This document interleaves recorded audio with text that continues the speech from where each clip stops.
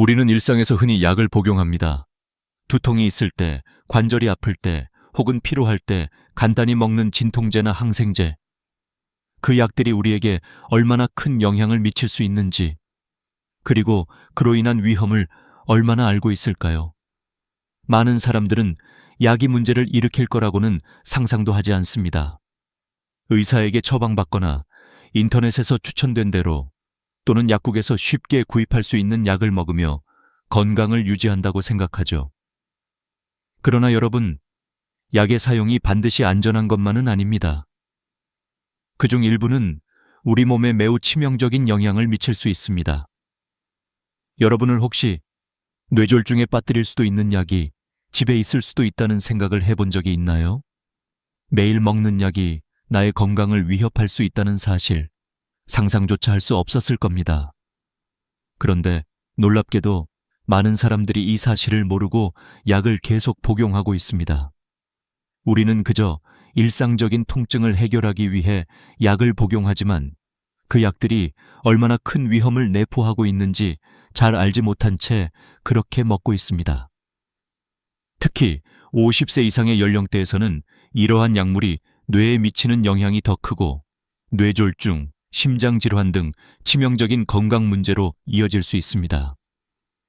약의 위험성을 이해하지 못한 채 살아가는 사람들, 이제 여러분께 한 가지 질문을 던져보겠습니다.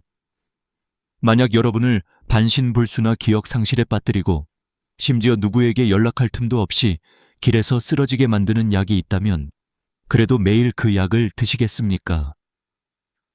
이 질문을 처음 들었을 때 여러분은 당연히 아니요 라고 대답하실 것입니다.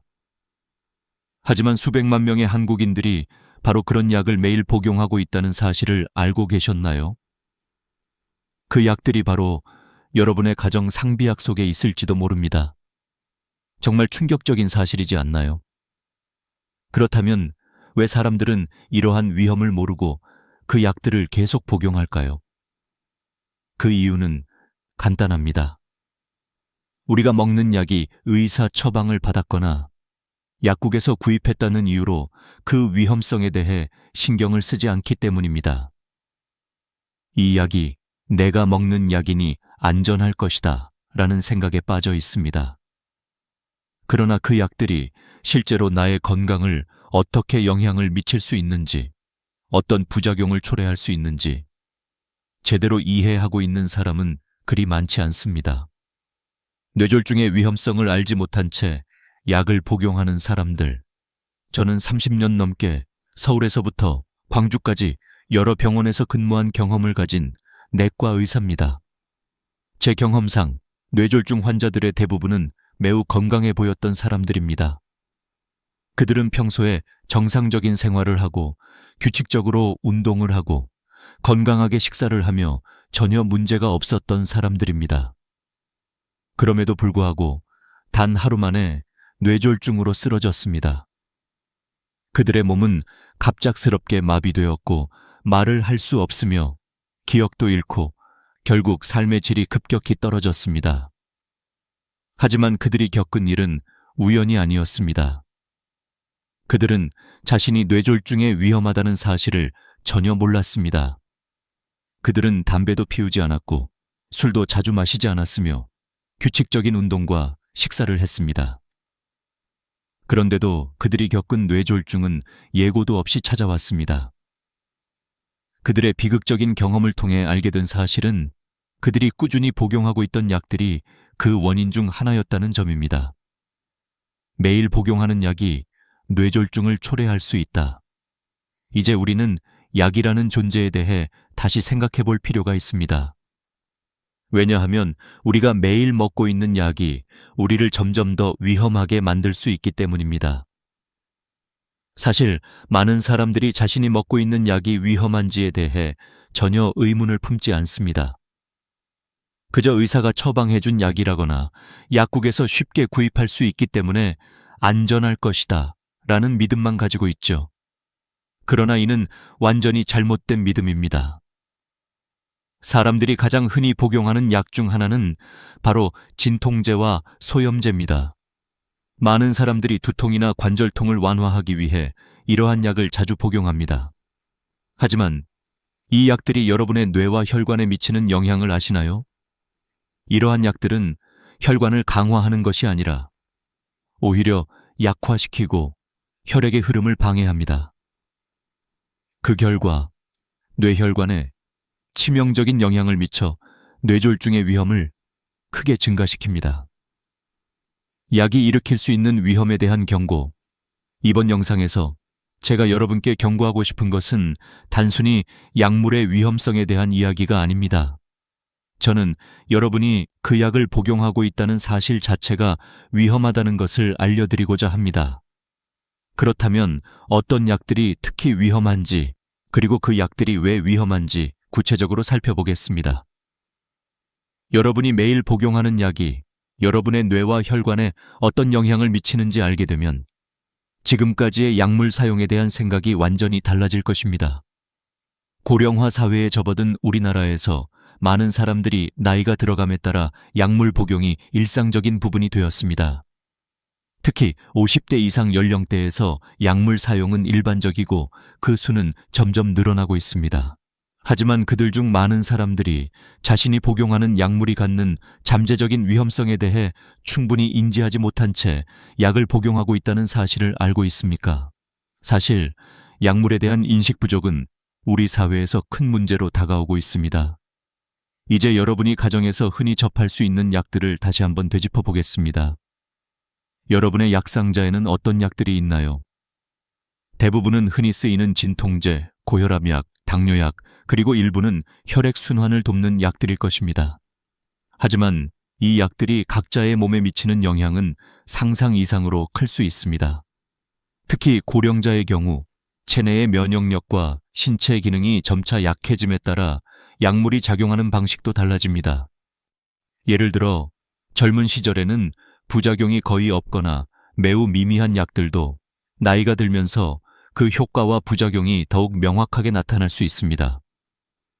그리고 이런 약물들은 혈관과 뇌에 부정적인 영향을 미치기 시작하는 경우가 많습니다. 하지만 많은 고령자들은 그저 의사에게 처방받은 약이라며 계속해서 복용하고 약의 위험성을 인지하지 못한 채 일상적으로 섭취하게 됩니다. 복용하는 약물의 부작용에 대한 무지 많은 사람들이 자신이 복용하는 약물의 부작용을 알지 못합니다. 예를 들어 고혈압약을 복용하는 사람들 중 일부는 그 약이 뇌졸중을 유발할 수 있다는 사실을 모른 채 복용하고 있습니다. 또한 당뇨약이나 콜레스테롤 약물 역시 잘못 사용될 경우 심각한 부작용을 일으킬 수 있습니다. 이런 약들이 쌓이고 쌓여 뇌혈관에 영향을 미치면 결국 뇌졸중이라는 무서운 결과를 초래할 수 있습니다. 그럼에도 불구하고 대부분의 고령자들은 그저 약을 먹으면 괜찮겠지라는 생각을 가지고 있습니다. 이들은 약을 복용할 때마다 오늘도 건강을 유지할 수 있겠구나 라는 마음으로 그 약을 복용하지만 사실 그 약이 조금씩, 그러나 지속적으로 건강을 해치고 있다는 점을 간과하고 있습니다. 약물 의존성의 위험성.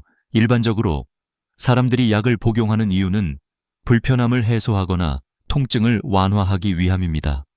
그러나 장기간, 특히 50대 이후의 나이에 약물 의존이 심화되면 약물이 신체의 자연적인 균형을 깨뜨릴 수 있습니다.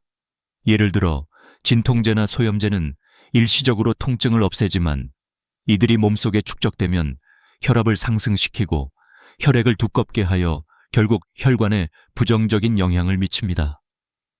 많은 사람들이 의사의 처방을 받거나 약국에서 구입한 약이기 때문에 안전하다고 생각하지만 이는 잘못된 생각입니다. 오히려 약물을 너무 자주 복용하거나 잘못 사용하면 그 약이 몸을 더욱 위험한 상태로 이끌 수 있습니다. 특히 나이가 들수록 몸은 약물에 대한 반응이 달라지기 때문에 같은 약물이라도 그 효과가 다른 나이에 따라 다를 수 있습니다. 약물 사용의 경고와 대체 방법. 이제 여러분이 매일 복용하는 약물에 대해 다시 한번 생각해 볼 필요가 있습니다. 여러분의 약물이 몸에 미치는 영향을 제대로 알고 있나요? 약물 복용을 지속하면서 그것이 어떤 영향을 미치는지, 그리고 그 약물이 장기적으로 여러분의 건강에 어떤 해를 끼칠 수 있는지를 반드시 점검해야 합니다. 대체 방법도 많습니다. 운동과 식습관을 개선함으로써 약물에 대한 의존을 줄일 수 있습니다.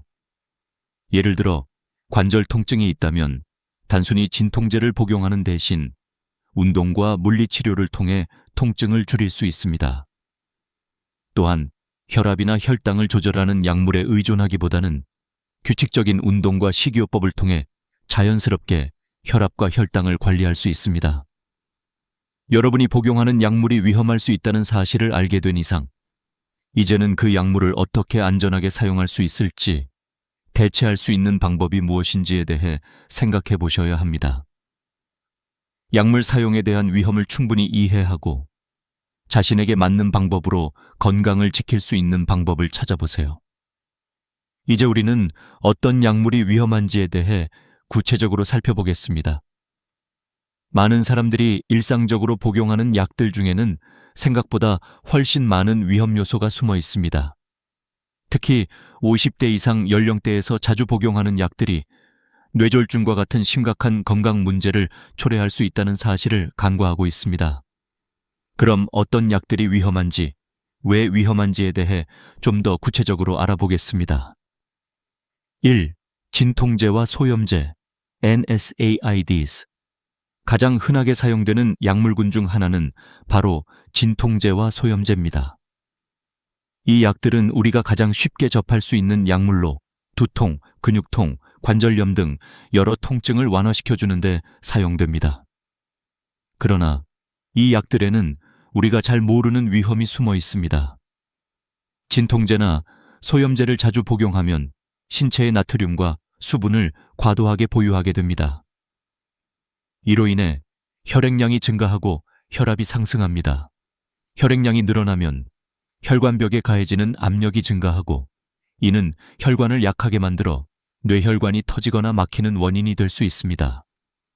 사실 이런 소염제들은 혈관 내벽에 미세한 염증을 유발하고 시간이 지남에 따라 콜레스테롤과 지방이 혈관벽에 축적되기 때문에 혈전이 생기기 쉬운 환경을 만들어냅니다.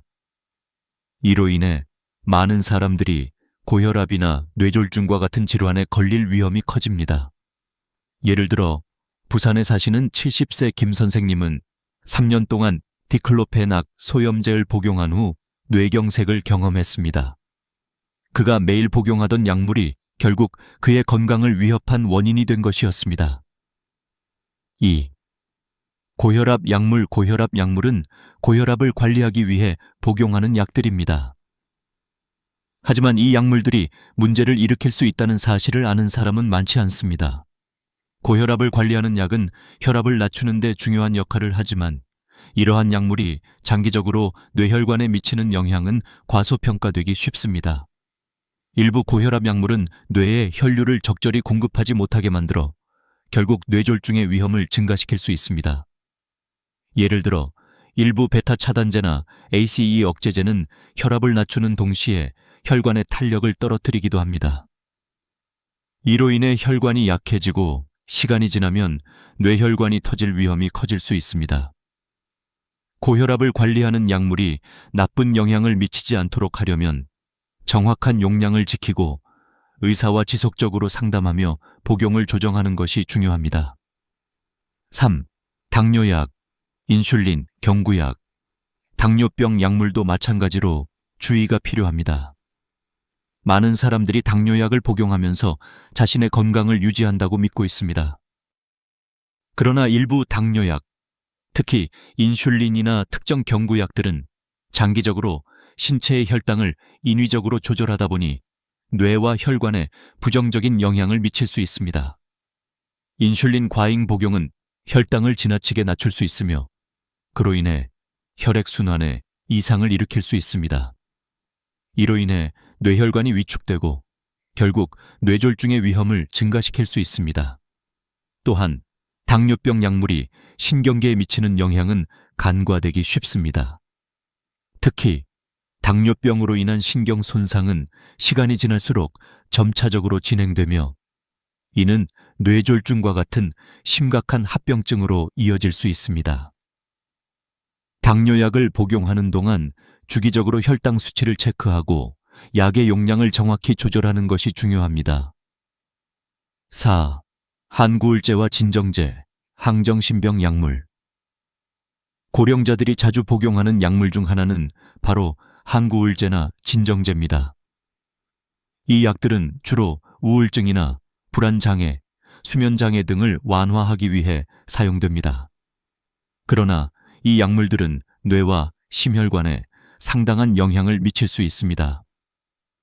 특히 한구울제와 진정제는 신경 전달 물질을 조절하는데 이로 인해 기억력이나 집중력에 부정적인 영향을 미칠 수 있습니다. 또한 항정신병 약물은 고령자들에게 처방되는 경우가 많으며 이는 주로 수면 문제나 행동 문제가 있을 때 사용됩니다. 하지만 이 약물들은 고혈압, 심박수 불규칙, 심지어 뇌졸중과 같은 위험을 초래할 수 있습니다. 이는 약물이 혈압을 급격히 떨어뜨리거나 혈액의 응고 기능에 영향을 미쳐 혈전을 형성할 수 있기 때문입니다.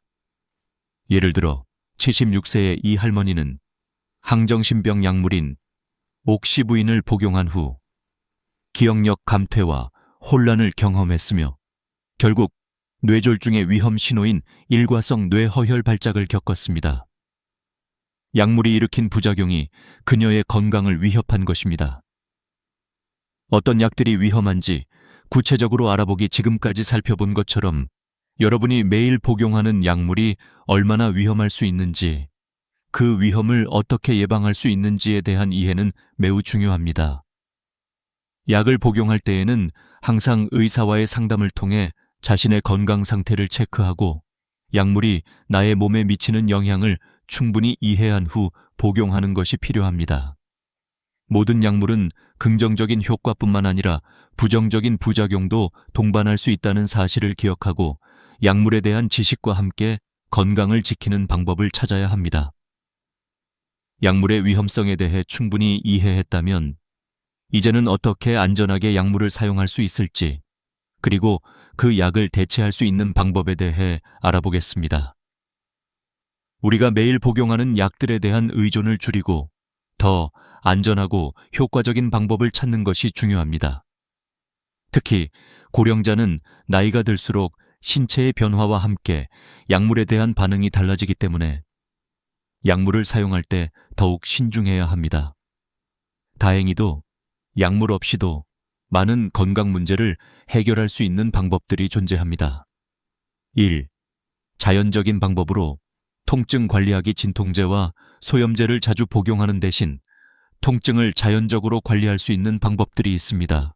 예를 들어 관절통이나 근육통이 있을 때 진통제를 복용하기 전에 먼저 온찜질이나 냉찜질을 사용해 보세요. 물리치료나 가벼운 운동도 통증을 완화하는 데 큰 도움이 될 수 있습니다. 요가나 수중 운동은 특히 관절의 부담을 덜어주며 혈액 순환을 개선하는 데도 효과적입니다. 또한 식단을 개선하는 것만으로도 통증을 줄일 수 있습니다. 연어, 고등어, 그리고 아마씨 등 오메가3 지방산이 풍부한 음식을 섭취하면 염증을 자연적으로 감소시킬 수 있습니다. 또한 강황과 생강은 항염증 효과가 뛰어나 관절염과 같은 염증성 질환에 도움을 줄 수 있습니다. 이처럼 약물을 복용하지 않고도 통증을 효과적으로 관리할 수 있는 자연적인 방법들이 많습니다. 2. 운동과 식이요법을 통한 건강관리. 운동과 식이요법은 약물 없이 건강을 유지할 수 있는 가장 중요한 방법 중 하나입니다. 규칙적인 운동은 심혈관 건강을 개선하고 혈압을 자연스럽게 낮출 수 있습니다. 특히 걷기, 자전거 타기, 그리고 수영 같은 유산소 운동은 뇌 건강에 매우 긍정적인 영향을 미칩니다. 꾸준한 운동은 뇌졸중 예방뿐만 아니라 뇌의 기능을 활성화시키는 데 큰 도움이 됩니다. 식단 역시 중요한 역할을 합니다. 신선한 과일과 채소, 그리고 단백질이 풍부한 음식을 섭취하는 것이 좋습니다. 특히 염분과 당분을 줄이는 식단은 혈압을 안정시키고 심혈관 건강을 보호하는 데 도움이 됩니다. 또한 식이섬유가 풍부한 음식을 섭취하면 장 건강뿐만 아니라 전반적인 체중 관리에도 유리합니다. 여러분의 식사를 조금씩 개선하고 꾸준히 운동을 하다 보면 약물을 덜 의존하게 되고 더욱 건강한 삶을 유지할 수 있습니다. 3. 약물의 대체 치료법. 약물 사용을 최소화하기 위해서는 대체 치료법을 고려해 볼 필요도 있습니다. 예를 들어 만약 진통제를 자주 복용해야 하는 상황이라면 아세트아미노펜, 타이레놀과 같은 비교적 안전한 진통제를 사용하거나 외용 약물 겔 형태나 크림을 사용하는 방법도 있습니다. 이러한 방법들은 전신에 미치는 영향을 최소화하면서 특정 부위의 통증을 완화하는 데 효과적입니다. 또한 고혈압 약물이나 당뇨약에 의존하는 대신 의사와 상담을 통해 보다 부작용이 적고 안전한 약물로 대체할 수 있는 방법을 찾아보세요. 최근에는 기존의 약물보다 부작용이 적고 몸에 미치는 영향을 최소화하는 신세대 약물들이 많이 개발되었습니다. 이들 약물은 기존 약물보다 더욱 안전하고 장기적인 건강에 미치는 영향이 적다는 장점이 있습니다. 4. 약물 의존을 줄이기 위한 생활 습관 변화. 약물에 의존하지 않고도 건강을 유지할 수 있는 방법은 생활 습관에 있습니다. 매일 정해진 시간에 일어나고 규칙적으로 운동을 하며 충분한 수면을 취하는 것이 중요합니다. 또한 스트레스를 관리하는 것도 큰 역할을 합니다.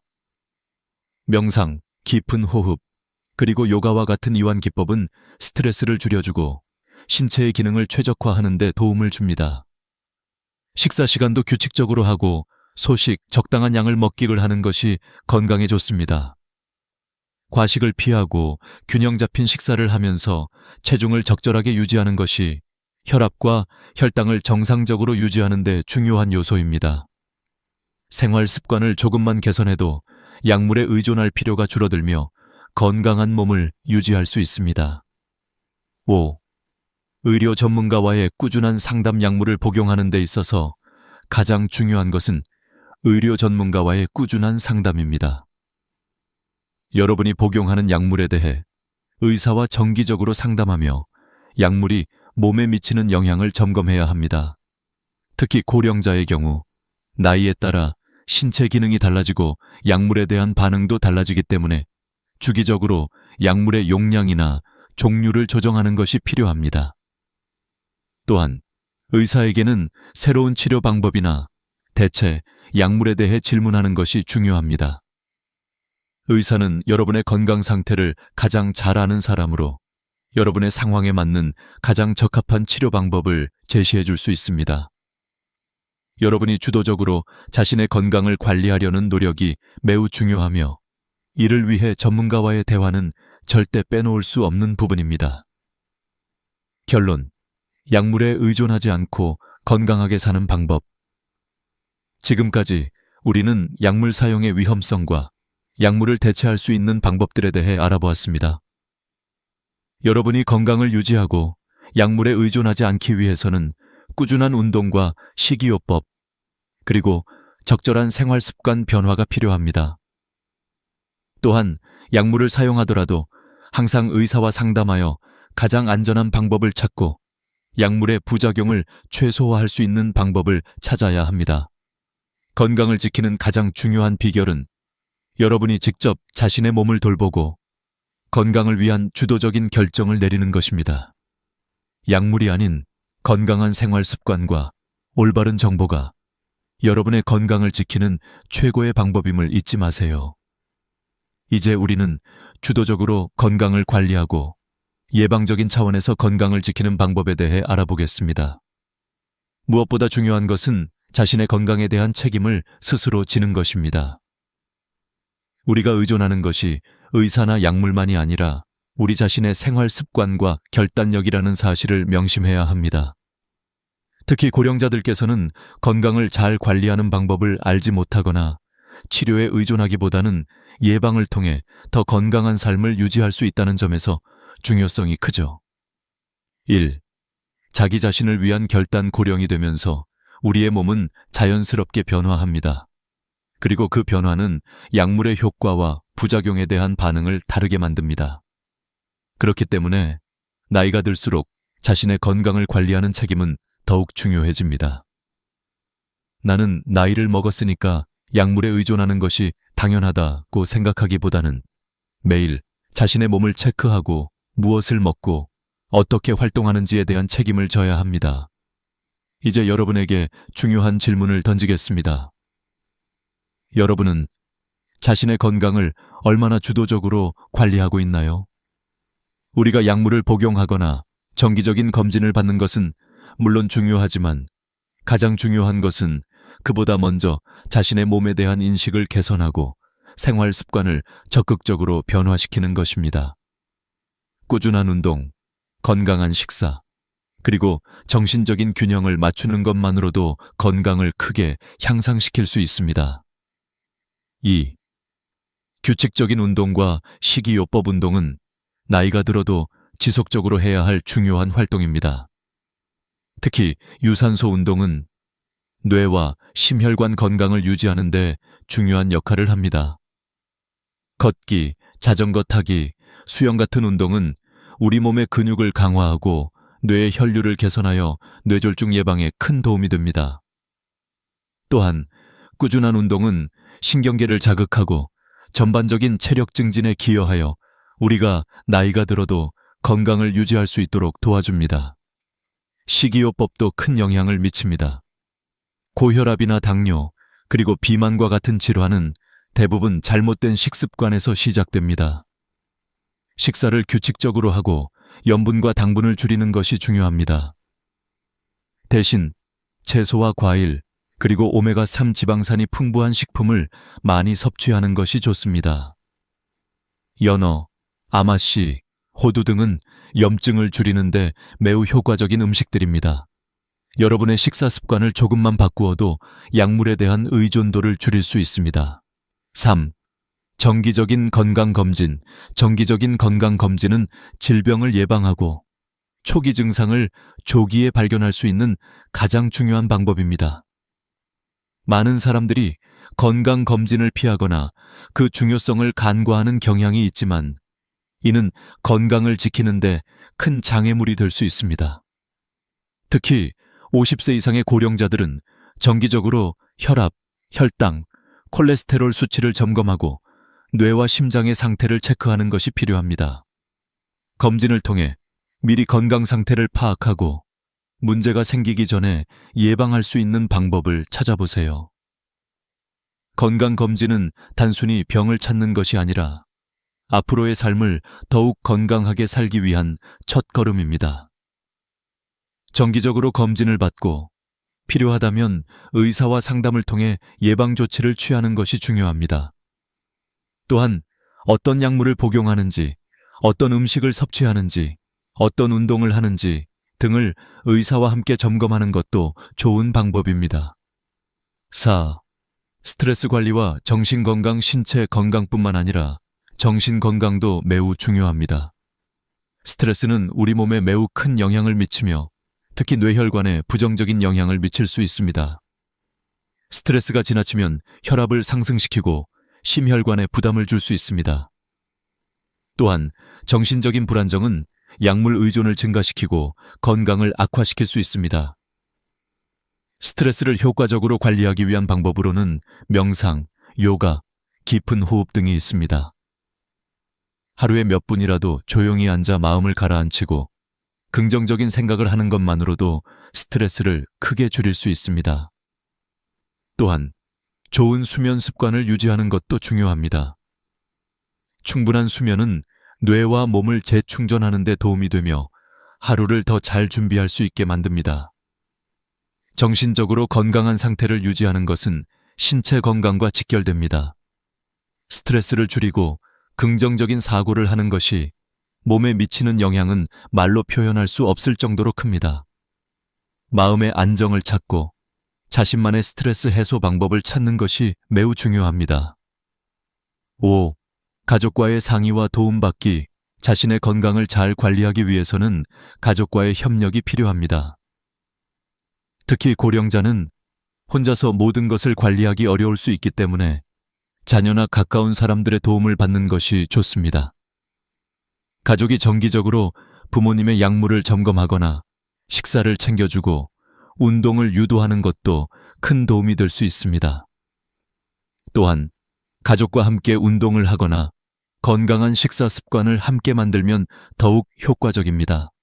가족은 여러분의 건강을 지키는 데 있어 두 번째 보호막입니다. 자주 부모님의 약상자나 복용하는 약을 점검하고 약물의 부작용이나 변화가 없는지 살펴보세요.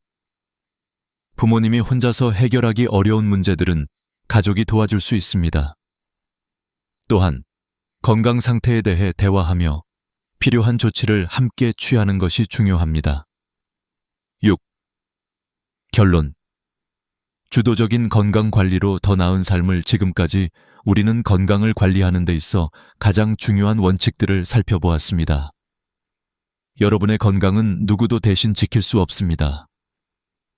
여러분이 주도적으로 건강을 관리하고 예방적인 차원에서 철저히 준비한다면 나이가 들어도 건강한 삶을 유지할 수 있습니다. 약물에 의존하지 않고도 건강을 지킬 수 있는 방법은 많습니다. 꾸준한 운동, 건강한 식사, 정기적인 검진, 스트레스 관리 등을 통해 더 나은 삶을 만들 수 있습니다. 여러분의 건강은 여러분 자신만의 책임입니다. 오늘부터라도 자신을 위해 건강한 결정을 내리세요. 의사와의 상담을 통해 약물의 사용을 재점검하고 생활 습관을 개선해 나가세요. 더 이상 약물에 의존하지 않고 건강한 생활을 추구하는 것이 바로 여러분의 건강을 지키는 최고의 방법입니다. 이제 마지막으로 오늘 우리가 다룬 내용을 바탕으로 중요한 교훈과 결단에 대해 이야기하겠습니다. 여러분이 약물 사용과 건강 관리에 대한 새로운 시각을 갖게 되었다면 그 시각을 실제 행동으로 옮겨야 할 때입니다. 이 부분은 여러분의 삶에 큰 영향을 미칠 수 있으며 앞으로 어떻게 건강을 관리할 것인지에 대한 중요한 결단이 될 것입니다. 1. 약물 사용에 대한 신중함. 앞서 살펴본 것처럼 약물은 우리 몸에 매우 큰 영향을 미칠 수 있습니다. 우리가 흔히 복용하는 진통제, 고혈압약, 당뇨약, 한구울제 등은 단기적으로는 효과를 볼 수 있지만 장기적으로는 몸에 치명적인 부작용을 초래할 수 있습니다. 특히 고령자들은 약물의 부작용에 민감하기 때문에 약물을 사용하기 전 반드시 의사와 상의하고 복용 중인 약물이 나의 건강에 미치는 영향을 점검해야 합니다. 약물을 사용하는 것 자체가 나쁜 것이 아닙니다. 하지만 우리는 약물을 남용하거나 자신에게 맞지 않는 약물을 장기간 복용하는 위험을 피해야 합니다.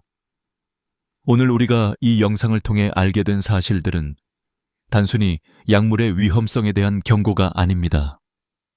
그것은 여러분이 자신을 더 잘 돌보고 건강을 지키기 위해 주도적으로 결단을 내려야 한다는 중요한 메시지입니다. 2. 건강을 위한 주도적인 결단. 여러분의 건강을 지키는 가장 중요한 방법은 바로 주도적인 결단입니다. 약물에 의존하지 않고 자신만의 건강관리 방법을 찾아 실천하는 것이 핵심입니다. 건강을 위한 결단은 단지 약물의 사용을 줄이는 것만이 아닙니다. 그것은 생활 습관을 개선하고 운동을 꾸준히 하고 정신적인 안정을 찾으며 정기적인 검진을 받는 등의 종합적인 관리입니다. 여러분이 나이가 들수록 신체는 변화하고 그에 맞는 적절한 관리가 필요합니다. 하지만 나이가 들어도 자신이 어떤 생활 방식을 선택할지에 대한 결정권은 여전히 여러분에게 있습니다. 더 이상 나이가 많아서 건강을 관리하기 어려운 것이 아닙니다. 오히려 나이가 많을수록 자신을 더 잘 돌보는 것이 중요합니다. 여러분은 건강을 지킬 수 있는 능력을 가지고 있습니다. 그 능력을 발휘하려면 지금 바로 변화를 시작해야 합니다. 오늘부터라도 매일 조금씩 건강한 식사를 하고 규칙적인 운동을 하며 정신적인 안정을 추구하는 생활을 시작해보세요. 그렇게 한다면 여러분은 약물에 의존하지 않고도 건강한 삶을 지속할 수 있을 것입니다. 3. 예방의 중요성. 건강을 지키는 데 있어 가장 중요한 것은 바로 예방입니다. 질병이나 사고가 발생한 후에 치료하는 것보다 예방하는 것이 훨씬 더 중요하고 효과적입니다. 오늘 여러분이 배운 것처럼 약물의 위험성을 미리 인지하고 그것을 대체할 수 있는 방법들을 찾아 실천하는 것이 예방의 핵심입니다. 약물을 남용하지 않으려면 생활 습관을 개선하고 정기적인 건강검진을 받으며 필요한 경우 의사와 상담하는 것이 중요합니다. 또한 예방은 단지 신체 건강뿐만 아니라 정신 건강에도 적용됩니다. 스트레스 관리, 긍정적인 사고, 그리고 충분한 수면은 여러분의 정신적인 건강을 지키는 데 중요한 역할을 합니다. 정신적, 신체적 건강을 모두 관리하는 것이야말로 진정한 건강 관리입니다. 4. 가족과 함께하는 건강관리 가족은 여러분의 건강을 지키는 데 중요한 역할을 합니다. 특히 고령자들은 혼자서 모든 건강관리를 하기 어려울 수 있습니다. 이럴 때 가족이 함께 도와주면 더욱 효과적입니다.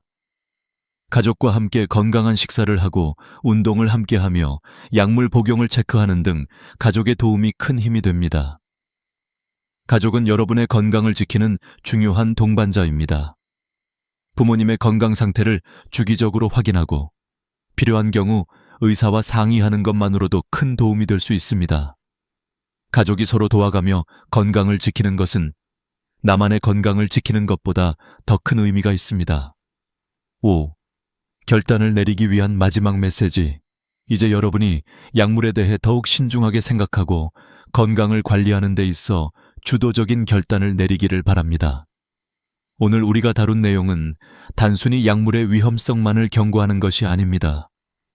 그것은 여러분이 건강을 주도적으로 지키고 예방적인 방법으로 건강을 유지할 수 있는 방법을 배우는 기회입니다. 여러분은 더 이상 약물에 의존하는 사람이 아닙니다. 이제는 자신을 주도적으로 돌보는 사람이 되어야 합니다. 오늘 이 영상을 통해 여러분은 건강관리에 대한 새로운 시각을 얻었을 것입니다. 그 시각을 바탕으로 이제부터 매일 조금씩 건강한 습관을 만들고 약물 사용에 대한 결정을 신중하게 내리세요.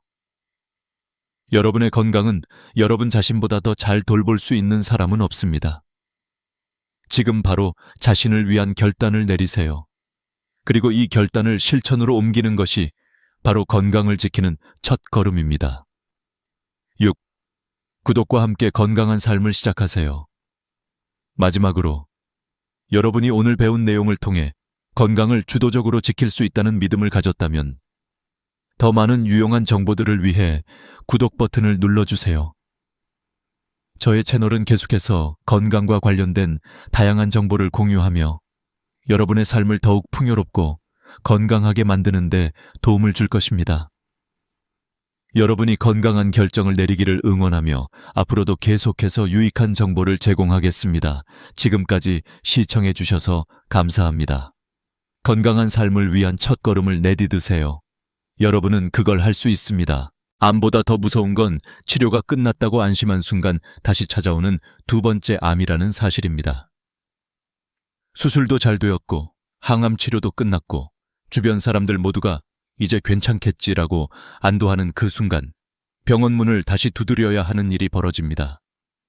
왜냐하면 검사 결과 재발 혹은 다른 장기로 전이가 확인되기 때문입니다. 이 이야기를 들은 순간 마음이 철렁 내려앉으셨을 겁니다. 하지만 이것은 특별한 사람만 겪는 이야기가 아닙니다. 우리가 무심코 반복하는 일상적인 습관 속에 답이 숨어 있기 때문입니다. 사람들은 흔히 암의 원인을 체질, 유전 혹은 단순한 운명 탓으로 돌립니다. 그러나 수십 년 동안 환자들을 지켜본 의사들은 공통적으로 한 가지를 발견했습니다. 바로 먹는 음식, 생활 습관이 암의 향방을 바꾸고 있었다는 사실입니다. 암이 무섭게 다시 찾아오는 이유는 치료 이후에도 여전히 암세포가 살아남을 수 있는 환경을 우리가 스스로 제공하기 때문입니다. 암세포가 좋아하는 먹이 그리고 성장하기 좋은 환경을 매일같이 만들어주니 그들은 다시 자라날 기회를 얻는 것이죠. 이쯤에서 많은 분들이 이렇게 말할지도 모릅니다. 아니, 내가 평생 몸에 좋다고 믿고 먹어온 것들인데 그게 왜 문제가 되나? 네, 충격적이지만 바로 그 음식들이 문제였습니다. 흰쌀밥, 달콤한 음료, 아침마다 챙겨 먹는 우유 한 잔, 편리해서 자주 찾는 편의점 도시락. 이 모든 것들이 암세포에게는 최고의 연료였던 것입니다. 믿기지 않으시죠? 그러나 이는 단순한 가설이 아닙니다.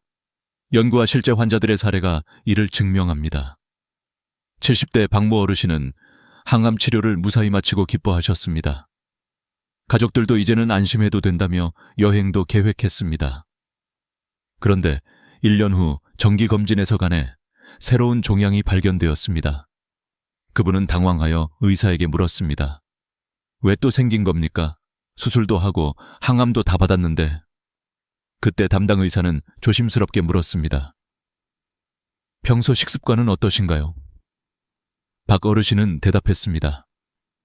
아침마다 우유에 시리얼을 말아먹고 점심은 대충 빵으로, 저녁은 고기 반찬을 좋아합니다.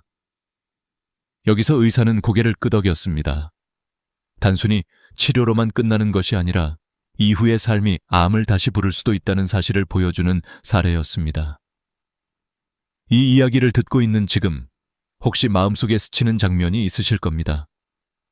나도 매일같이 마시는 차, 자주 먹는 빵, 혹은 손자 때문에 자주 사다 놓는 소시지. 설마 이런 게 문제일까? 하고 의심하면서도 한편으로는 불안해지는 순간일 겁니다. 예, 바로 이런 작은 습관이 쌓여 큰 위험이 됩니다. 암세포는 우리가 생각하는 것보다 훨씬 교활합니다. 그들은 정상세포와 달리 규칙을 따르지 않습니다. 죽지도 않고 무한히 분열하며 끊임없이 성장합니다. 그리고 그 성장에 필요한 3가지를 요구합니다.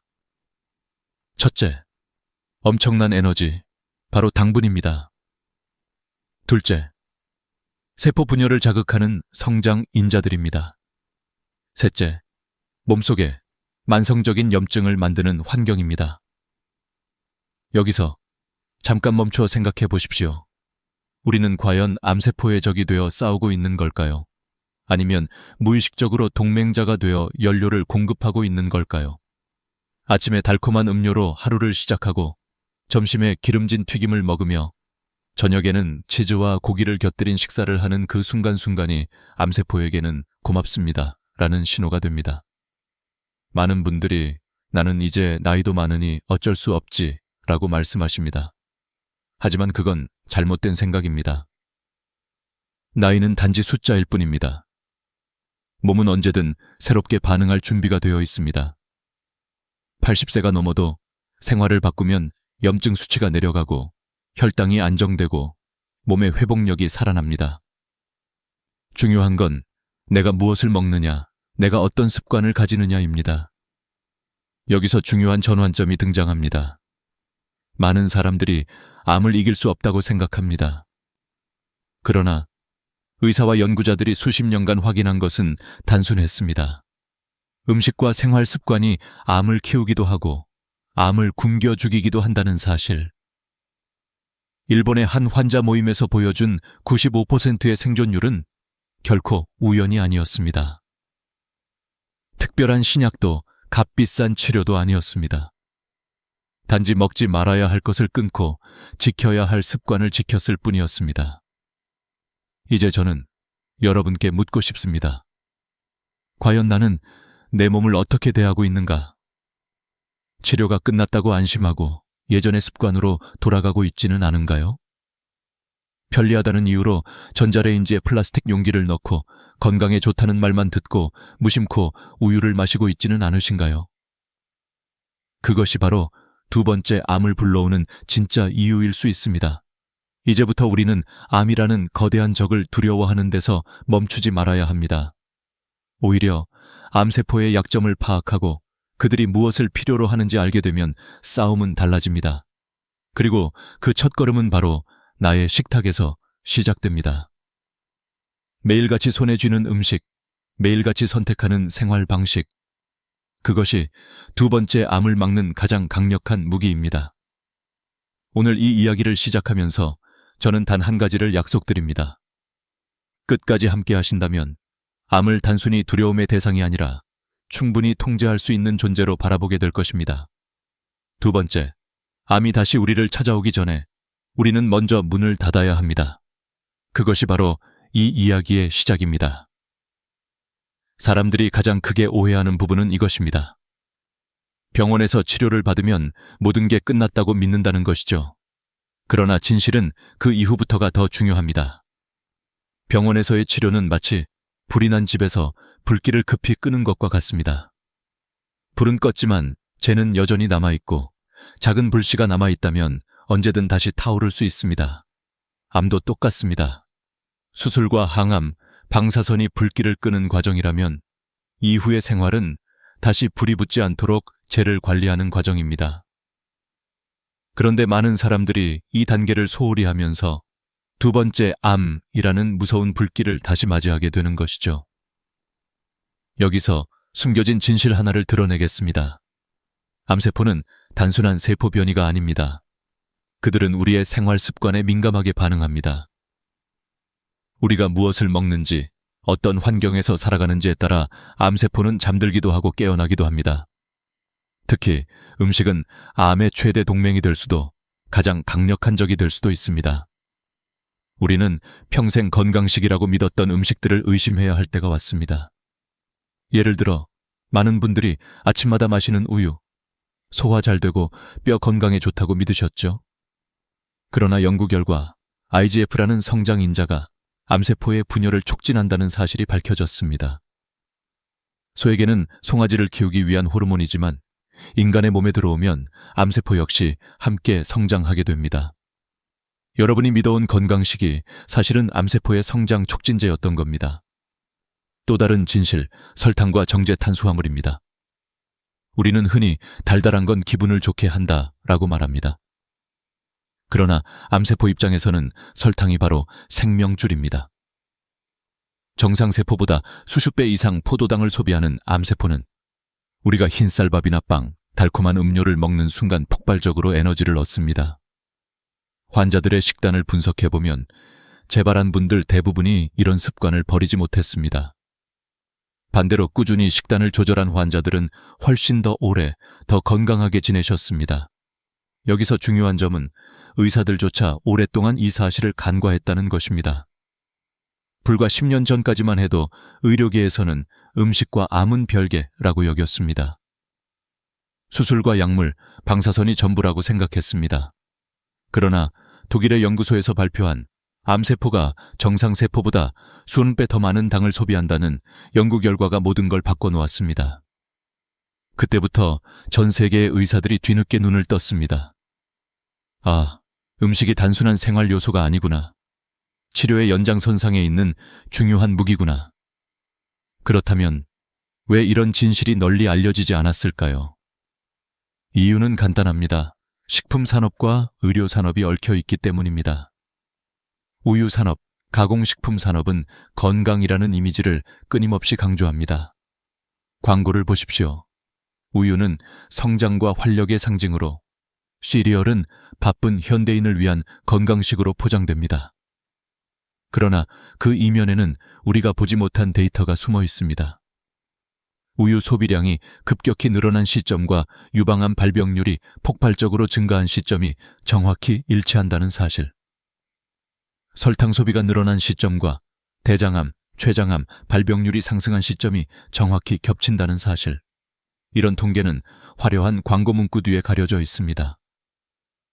저는 오늘 이 순간만큼은 여러분이 이 불편한 진실을 마주하기를 바랍니다. 우리가 믿어온 상식이 사실은 잘못된 정보였다는 것, 몸에 좋다고 여긴 습관이 사실은 독이 되고 있었다는 것, 바로 이것이 두 번째 암을 불러오는 숨겨진 진짜 원인입니다. 생각해 보십시오. 왜 어떤 환자는 똑같이 치료를 받았는데 10년이 지나도 건강하게 사는 반면 어떤 환자는 1년 만에 다시 병원에 오는 걸까요? 단순한 운일까요? 아닙니다.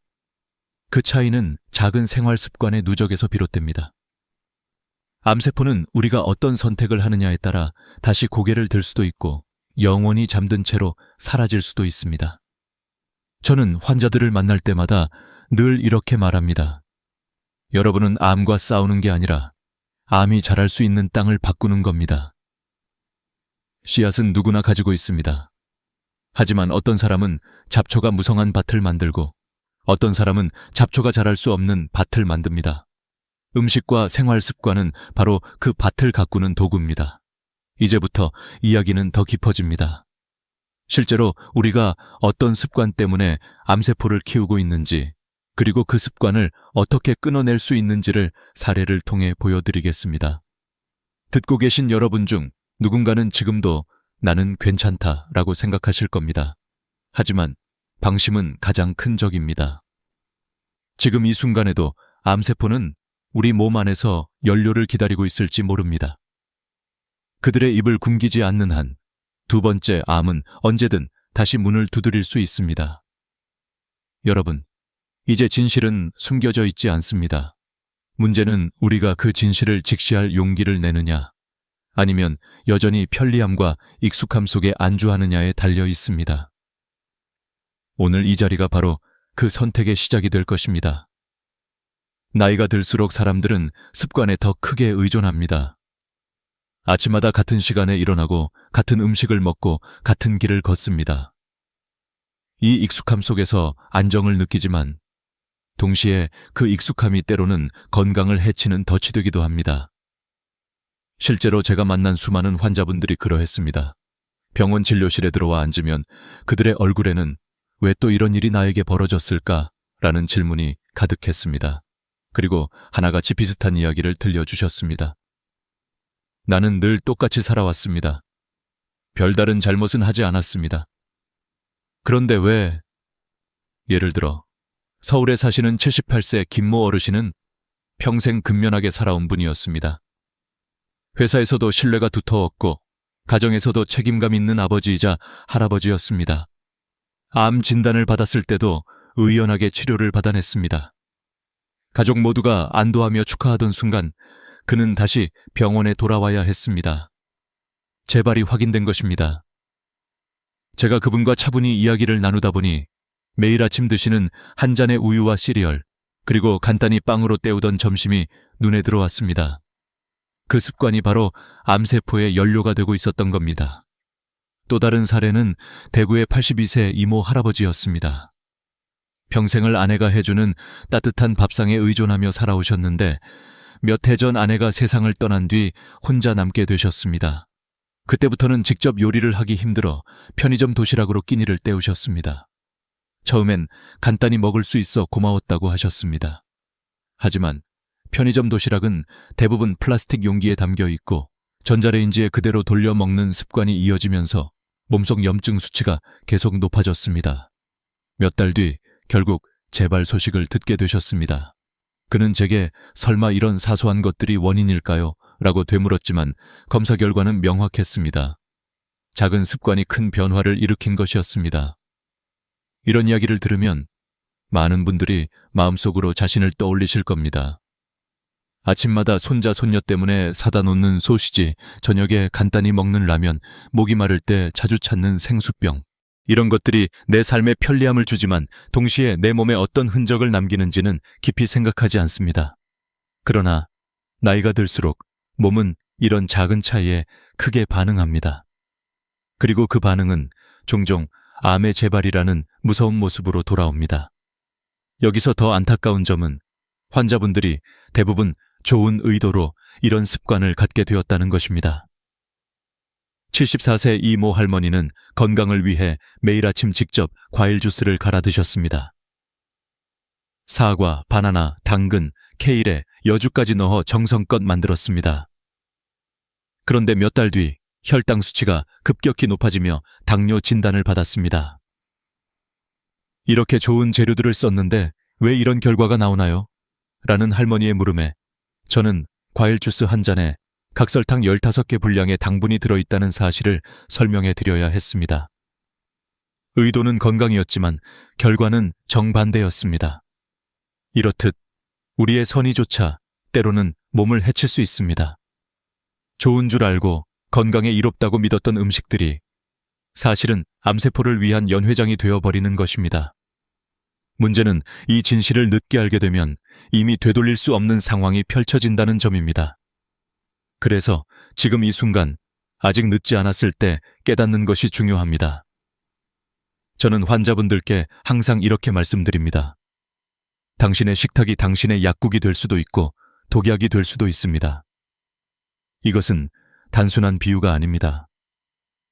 같은 연령대, 같은 치료를 받은 환자라 해도 식탁 위 선택에 따라 완전히 다른 길을 걷게 됩니다. 어떤 분은 10년이 지나도 건강하게 삶을 이어가고 어떤 분은 몇 년 만에 다시 병원에 들어옵니다. 그 차이는 결국 생활의 누적입니다. 여러분께 다시 묻고 싶습니다. 지금 내 주방에 놓여 있는 것들은 나를 살리는 약인가요? 아니면 암세포를 키우는 독인가요? 오늘 들려드린 김 어르신, 이 할아버지, 이 할머니의 이야기는 결코 남의 이야기가 아닙니다. 우리 부모님의 이야기일 수도 있고 바로 내 이야기일 수도 있습니다. 그러니 이제는 나는 괜찮겠지 라는 방심에서 벗어나야 합니다. 암은 언제나 작은 틈을 노립니다. 우리가 놓치고 있는 사소한 습관, 편리함에 의지한 선택, 익숙함 속의 방심이 바로 그 틈입니다. 이 틈을 닫아내는 것이 바로 우리가 할 수 있는 가장 현실적인 예방이고 재발을 막는 유일한 길입니다. 앞으로 이어질 이야기는 이 사소한 습관들이 실제로 몸에 어떤 영향을 끼치는지 그리고 의학적으로 어떻게 증명되었는지에 관한 부분입니다. 지금까지는 사례를 통해 진실을 보았다면 이제는 수치와 연구를 통해 더 분명히 확인할 시간입니다. 여러분이 믿음을 가질 수 있도록 그리고 다시는 두 번째 암에 휘둘리지 않도록 말입니다. 환자들의 이야기는 때로는 마음을 움직이는 힘이 있지만 과학적 근거가 함께할 때 비로소 더 큰 설득력을 갖습니다.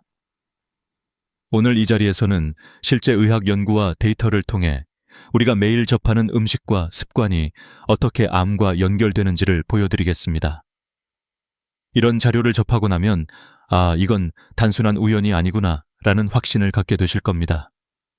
먼저 독일 막스 플랑크 연구소에서 진행된 연구 결과입니다. 정상세포와 암세포를 비교했을 때 암세포는 포도당을 정상세포보다 수배나 더 많이 소비한다는 사실이 밝혀졌습니다. 이것은 단순한 실험실 발견이 아니라 실제 환자들의 생존율과 직결되는 중요한 발견이었습니다. 당분을 줄이는 식단을 실천한 환자들의 경우 10년 생존율이 90% 이상을 기록했으며 일본 이즈모 암 환자 모임에서는 무려 90%라는 놀라운 수치를 보여주었습니다. 이것은 세계 평균 생존율과 비교했을 때 거의 기적에 가까운 결과였습니다. 한국의 통계도 살펴보겠습니다. 1970년대 한국인의 1인당 연간 설탕 소비량은 3.2kcal였습니다. 그 당시 암 발병률은 인구 10만 명당 3.7명이었습니다.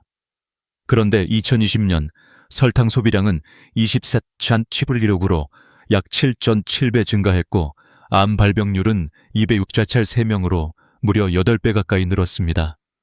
단순히 의학적 추측이 아니라 수십 년 동안의 통계가 이 사실을 증명하고 있는 것입니다. 우유와 유제품의 사례도 있습니다. 1970년 한국인의 연간 우유 소비량은 3.4리터에 불과했습니다. 여성 10만 명당 유방암 환자는 1.8명이었죠. 그런데 2020년에는 우유 소비량이 78.5리터로 급증했고 유방암 환자는 10만 명당 56.2명으로 늘었습니다. 무려 30배 이상 증가한 것입니다. 더 구체적으로 보면 학교에서 우유 급식이 본격적으로 시작된 1980년대 이후 유방암 발병률이 급격히 상승하기 시작했습니다. 같은 시기 치즈와 요구르트 같은 유제품 소비도 대중화되었는데 이는 곧바로 발병률 곡선과 맞물렸습니다. 반면 같은 아시아권인 중국과 일본의 사례는 대조적입니다. 이들 나라에서는 전통적으로 유제품 소비가 적었습니다. 결과적으로 유방암 발병률은 한국의 절반 수준에 머물렀습니다. 단순히 문화적 차이가 아니라 식단의 차이가 명백히 건강의 결과로 나타난 것입니다. 튀긴 음식과 트랜스 지방의 영향도 무시할 수 없습니다. 하버드 보건대학원이 3만 명을 20년간 추적한 결과 트랜스 지방을 많이 섭취한 그룹의 심장병 사망률은 30% 높았고 암 사망률은 25% 증가했습니다. 특히 주 3회 이상 튀긴 음식을 먹은 사람들의 전립선암 발병률은 일반인보다 1.4배 높게 나타났습니다. 한국의 경우 치킨 소비량이 1990년 연간 1인당 3.2kg에서 2020년 14.8kg로 4.6배 증가했습니다. 같은 기간 대장암 발병률도 2.3배 늘어났습니다. 이것은 단순한 우연의 일치가 아니라 뚜렷한 인과관계를 시사하는 데이터입니다. 가공육의 위험성은 세계보건기구가 이미 확인했습니다. 햄, 소시지, 베이컨 같은 가공육은 1급 발암물질로 분류되었습니다. 매일 50kg만 먹어도 대장암 위험이 18% 증가합니다. 햄 2장, 소시지 1개 정도의 양이 바로 그 수치입니다.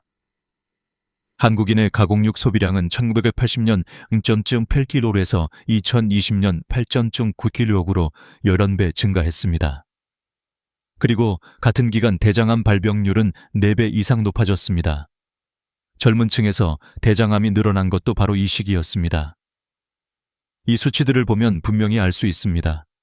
암은 단순히 유전이나 체질 때문만이 아니라 생활 습관과 식단의 영향을 크게 받습니다. 그리고 그 변화는 몇십 년이라는 긴 시간에 걸쳐 드러납니다. 우리의 부모 세대가 경험하지 않았던 질병들이 오늘날 급격히 늘어난 이유는 바로 우리의 식탁이 바뀌었기 때문입니다. 그러니 이제는 분명히 말할 수 있습니다. 암은 불가항력적인 운명이 아니라 우리가 만들어낸 결과일 수 있다는 것. 그리고 그 결과를 되돌리는 길도 여전히 남아있다는 것입니다. 데이터는 냉정합니다. 그러나 동시에 희망을 줍니다. 왜냐하면 생활을 바꾸면 수치도 바뀌기 때문입니다. 일본 이즈모 모임의 사례가 그것을 증명합니다. 이제 중요한 질문이 남습니다. 그렇다면 우리는 어떻게 달라져야 하는가? 통계와 연구가 사실을 보여주었다면 이제 우리의 몫은 행동입니다. 다음으로는 이 변화를 어떻게 시작할 수 있는지 누구나 따라 할 수 있는 구체적인 방법을 나누겠습니다. 두 번째, 암을 막기 위한 길, 그것은 거창한 치료법이 아니라 작은 생활의 전환에서 시작됩니다. 사람들이 변화를 두려워하는 이유는 단순합니다. 너무 크고 버거운 과제를 떠올리기 때문입니다. 이제부터 나는 아무것도 먹지 말아야 하나? 평생 좋아하던 음식을 다 끊어야 하나? 이런 생각이 드는 순간 마음은 금세 무너집니다. 하지만 제가 수많은 환자들과 함께 걸어오며 배운 것은 변화는 결코 거창한 것에서 시작되지 않는다는 사실입니다. 오히려 아주 작은 선택, 사소한 습관의 전환이 쌓여 큰 기적을 만듭니다. 예를 들어 가공육을 매일 먹던 분들에게 저는 이렇게 말합니다. 내일부터 당장 끊지 마십시오. 이번 주에는 단 하루만 가공육을 빼보세요. 그리고 그 하루를 견딘 환자들은 이렇게 이야기합니다. 생각보다 어렵지 않네요. 그 작은 성공이 다음 주에는 이틀, 그 다음 주에는 사흘로 이어집니다. 결국 몇 달 뒤에는 가공육이 식탁에서 완전히 사라집니다. 사람은 완벽을 향해 뛰어오를 수는 없지만 작은 발걸음은 언제든 옮길 수 있습니다. 또 하나 중요한 전략은 대체입니다. 좋아하던 것을 억지로 끊는 대신 다른 것으로 바꾸는 것입니다. 우유 대신 두유나 귀리 우유를, 튀긴 음식 대신 구운 음식이나 삶은 음식을, 흰쌀밥 대신 현미와 잡곡밥을 선택하는 것이죠. 사람의 입맛은 생각보다 빨리 적응합니다. 처음에는 밍밍하게 느껴지던 현미밥이 어느새 고소하게 다가오고 기름에 튀기지 않은 닭고기가 오히려 담백하게 느껴집니다. 운동 역시 마찬가지입니다. 많은 분들이 운동이라고 하면 헬스장 등록부터 떠올립니다. 그러나 필요한 것은 하루에 30분 가볍게 걷는 것부터입니다. 동네 공원을 걷거나 계단을 오르는 것만으로도 몸은 반응합니다. 실제로 어떤 환자분은 의사의 권유로 하루 만보를 걷기 시작했는데 몇 달 만에 혈당과 혈압 수치가 눈에 띄게 안정되었습니다. 특별한 약을 추가하지도 않았습니다. 몸은 우리가 주는 신호에 정직하게 반응합니다. 그리고 중요한 습관 하나, 바로 간헐적 단식입니다. 하루 3끼를 꼬박꼬박 먹어야 건강하다는 믿음이 오래도록 자리 잡아왔습니다. 하지만 연구 결과 하루 16시간의 공복이 몸에 자가 회복 시스템을 활성화시킨다는 사실이 밝혀졌습니다. 실제로 간헐적 단식을 실천한 환자들의 암 재발률이 눈에 띄게 줄어들었습니다. 처음엔 어렵게 느껴지지만 저녁을 조금 일찍 먹고 아침을 조금 늦추는 것만으로도 가능합니다. 이 과정에서 가장 중요한 것은 혼자가 아니라는 것을 아는 겁니다. 가족과 함께 실천하면 훨씬 수월합니다. 손주와 함께 걸으며 운동을 하고 가족끼리 현미밥을 나누어 먹으며 함께 가공육을 줄여가는 과정은 단순한 건강관리가 아니라 삶의 새로운 결속을 만듭니다. 어떤 어르신은 이렇게 말씀하셨습니다. 처음엔 억지로 시작했는데 이제는 손자와 함께하는 시간이 기다려집니다. 그 덕분에 제 몸도 달라지고 가족도 달라졌습니다. 또한 저는 환자분들께 늘 이렇게 당부합니다. 한 번에 모든 걸 바꾸려 하지 마십시오. 한 주에는 가공육을, 다음 주에는 설탕을, 그 다음 주에는 튀긴 음식을 줄여 나가십시오. 이렇게 단계적으로 바꾸면 몸은 놀랍게도 3개월 만에 반응을 보입니다. 염증 수치가 낮아지고 혈당이 내려가며 몸이 가벼워지는 것을 직접 느낄 수 있습니다. 작은 변화가 눈에 보이는 결과를 만들 때 사람들은 비로소 확신을 얻습니다. 무엇보다 중요한 것은 마음입니다. 나는 이미 늦었다라는 생각이 가장 큰 장애물입니다. 그러나 제가 만난 수많은 환자들은 70세, 80세, 심지어 90세가 넘어서도 변화를 통해 새로운 삶을 살고 계셨습니다. 제주도의 87세 남성 환자는 말기 진단을 받았지만 식단과 생활 습관을 바꾼 뒤 7년째 건강하게 지내고 계십니다. 강원도의 94세 여성 환자는 4번의 재발 끝에도 올바른 습관으로 5년째 재발 없이 지내고 있습니다. 나이는 결코 벽이 되지 않습니다. 여러분, 변화를 두려워하지 마십시오. 암은 우리에게 큰 공포를 주지만 동시에 중요한 메시지를 줍니다. 삶을 다시 설계하라는 것입니다. 지금이 바로 그 시작점입니다. 오늘 당장 식탁 위에서 소시지 하나를 내려놓는 것, 편의점 도시락 대신 직접 끓인 국 한 그릇을 선택하는 것, 엘리베이터 대신 계단을 오르는 것. 그 작은 발걸음이 두 번째 암의 그림자를 막아내는 강력한 방패가 됩니다. 곧 마지막 이야기가 남아 있습니다.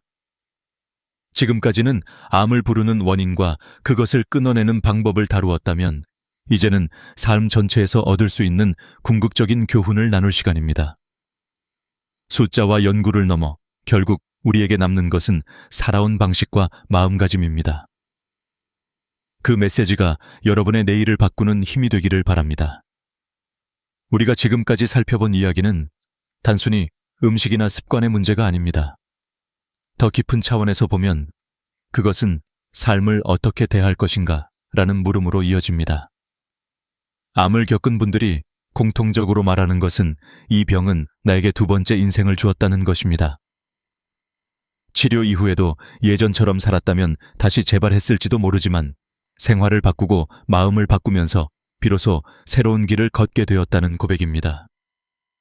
저는 수많은 어르신들을 만나며 한 가지 공통된 깨달음을 얻었습니다. 나이는 숫자에 불과하다는 말이 단순한 위로가 아니라 실제라는 것입니다. 70세든 80세든 심지어 90세든 올바른 습관을 시작한 순간 몸은 놀라운 회복력을 보여주었습니다. 그것은 의학적으로도 설명할 수 있습니다. 인체는 끊임없이 새로운 세포를 만들어내고 손상된 세포를 교체합니다. 올바른 환경을 주면 이 과정은 늦은 나이에도 여전히 작동합니다. 결국 중요한 것은 내가 어떤 마음으로 오늘을 사느냐입니다. 이 지점에서 우리는 인생의 중요한 교훈을 얻습니다. 암은 단순한 질병이 아니라 삶을 비추는 거울이라는 것입니다. 무심코 지나친 선택, 편리함에 기대던 습관, 작은 방심이 결국 큰 결과로 이어집니다. 그러나 반대로 작은 선택의 변화가 또 다른 기적을 만듭니다. 오늘 한 끼를 바꾸는 것이 내일 걷는 30분이 결국 내 삶 전체를 바꾸는 힘이 됩니다. 저는 한 환자분의 말을 결코 잊을 수 없습니다. 80대 초반에 한 할아버지께서 이렇게 말씀하셨습니다. 암을 통해 저는 비로소 삶을 배우게 되었습니다. 이전에는 늘 바쁘게 살면서 가족과의 식사 시간을 소홀히 했는데 이제는 함께 앉아 밥을 먹는 순간이 가장 소중합니다. 그의 얼굴에는 평온함이 가득했습니다. 병이 주었던 고통은 여전했지만 그 고통이 남긴 교훈은 오히려 삶을 더 깊게 만들어 주었습니다. 이 교훈은 우리 모두에게 필요합니다.